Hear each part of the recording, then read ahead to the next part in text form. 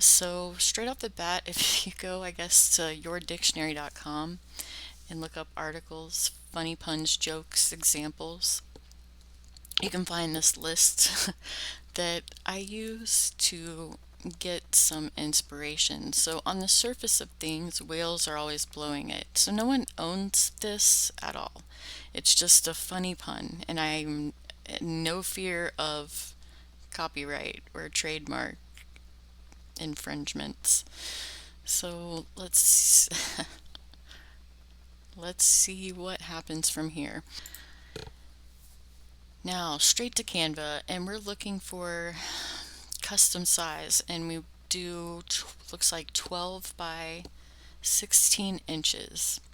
So in this part of the Canva creation, I'm trying to get the design for the shirt, the shirt that's in the mock-up that's going to be enhanced. So this is step one, is to actually get your design. You might already have that, but maybe you didn't know you could do a lot of cool stuff in Canva, like you can remove the background from images, which didn't really work out too well for that. So it, I do remember doing this. A cute cartoon whale drawn on a white background, zoomed out to show the entire image. Uh, Blowing water from the blowhole, whatever. You learn to ask for a white background or just something, a solid background. I think I did ask for a white, yeah, white background. Even if it's off-white, like that's close enough, because once you have a consistent background, then it becomes way easier to remove it. So that's where GIMP comes in. We just use the magic wand tool. Remove the background, don't get too crazy. Transparent cartoon wall. Okay, good to know, that's what I named it. Okay, now we got the wall, untitled design, and we're gonna do what with it? Here's where I don't remember what I did after that. Hold on. Looks like I was just looking for it. I don't know. Okay, so now we're gonna upload. Oh yeah, that's smart. We went and got the new design that has the background properly removed from it, and now we're just going to kind of style. So we're looking in elements, Canva elements, looks like monoline elements. Just want to give the whale like a little sunset looking background. It looks kind of like a marble. I don't know. I figured I could recreate this with as many different backgrounds as I wanted, because I have that whale now. And if I want to make some improvements, because you can see like the snoot and the tail are kind of cut off, and even the water, that's a hard line on the left side, cutting the water off, and that could easily be kind of feathered out a little bit in GIMP. But I just took the real easy route, removed the background. Now we're going to add the pun on the surface of things. Finding the right font is pretty important for this. I'm not going to say that I found the right font for it. I do remember seeing something that looked remotely nautical and went with it. And then found that I could put text on a circular path in Canva, which is a really great feature. I would have hated to had to drag all that into Inkscape just to get text on a path. Back to elements to get a little bit of circle. Give the text some background to give it some readability. Make it blue.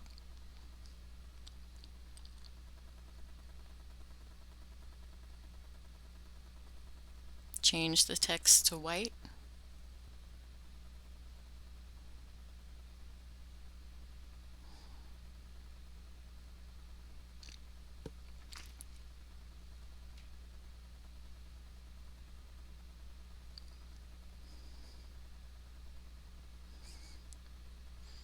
Okay, magic eraser in Canva to get rid of the water part that we don't want. Tilt her around a little bit. More text on a path, but the other way.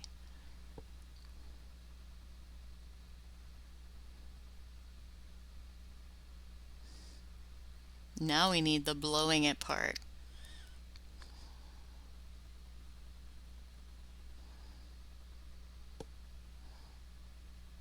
I wanted it to stand out, but also be like the kind of thing where you really gotta look to see it or to read it. I didn't want it to be as readable as the uh, the first part. Nice and big, yeah. But you have to, it looks kind of wavy. I think that's what I liked about that font. But you really, it's not instantly readable. Like you got to look at it and be like, oh, I see the letters in there. I knew that this whole design was more to test out a process. There were things that I wanted to know whether I could do them with Canva or not. And this answered a lot of questions and gave me a better idea of what I could and could not do with Canva, and with the image generators, what I should and should not ask for. There's a lot of requests that just don't go through. Going to the print on demand supplier, provider, whatever. This one is Gelato. To I want to place the new image on a t-shirt,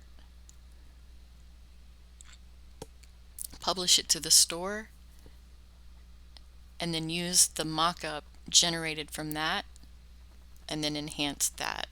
So Gelato is going to do some of the work for me. And this is the actual product. So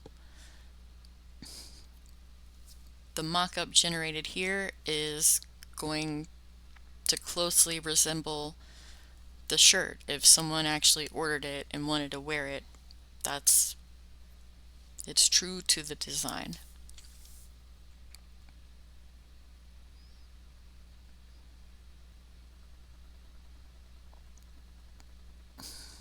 This is the first shirt for the Old Puns Club collection. Perfect dad shirt. Great for great gift for the nautical fanatic. Everyone loves a good blow joke. Am I right? Did I leave that in there? No. Whoops. What's wrong with me? Why would I do that? Oh, I know why. Because it's funny and it better still be on there. Now in Gelato, I can download the mock-ups for the shirt, including the one with the person wearing it. Alright, we've got the shirt files. I'm going to pull the shirt file with the person back into GIMP, adjust the canvas size, start messing around with the size here.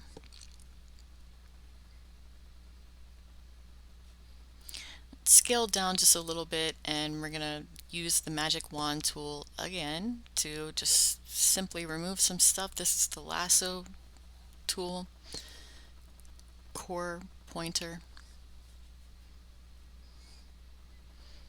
Really, there's like a fine white line around the whole thing that needs to be removed, but I remember wanting to get this done fairly quickly. I'm looking at the time on that right now. It's like after midnight and I'm working on that. Sheesh.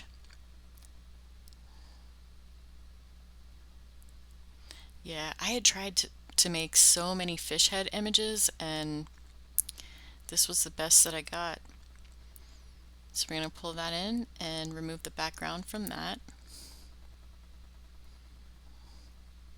Little bit of white down there on the near the fish tail. Yeah, that's it.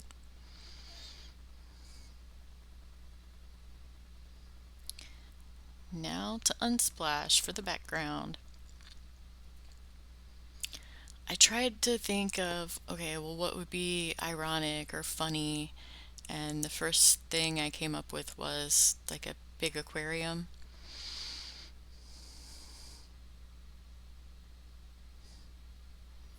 But I couldn't quite get the perspective on it right. Like, I couldn't keep the text on the shirt readable within the context of the background image. Like, in order to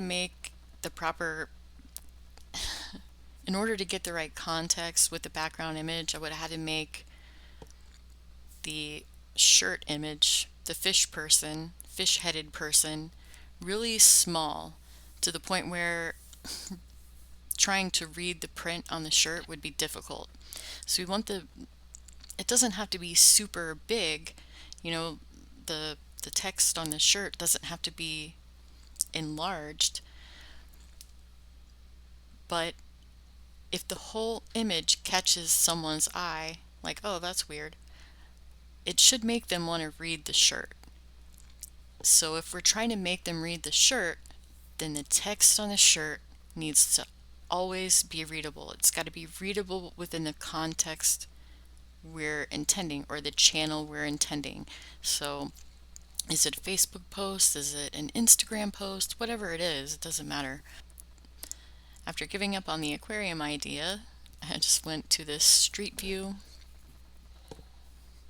which at the original version was a little too bright. So bring the saturation down, make it look a little, and the lightness, make it look a little dark.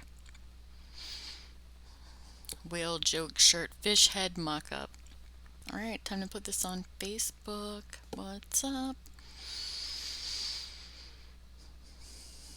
I started making joke shirts. No. This is how much thought I put into my communications. My first dad joke shirt, I used Canva to create 80% of this design. Is that true? I am going to try to use it more often. The image generators make it easy to render a quick illustration to work with. That is so nerdy. Practice makes perfect. Oh, I posted it that way? Whatever. Alright, great. That's it. That's the whole shebang.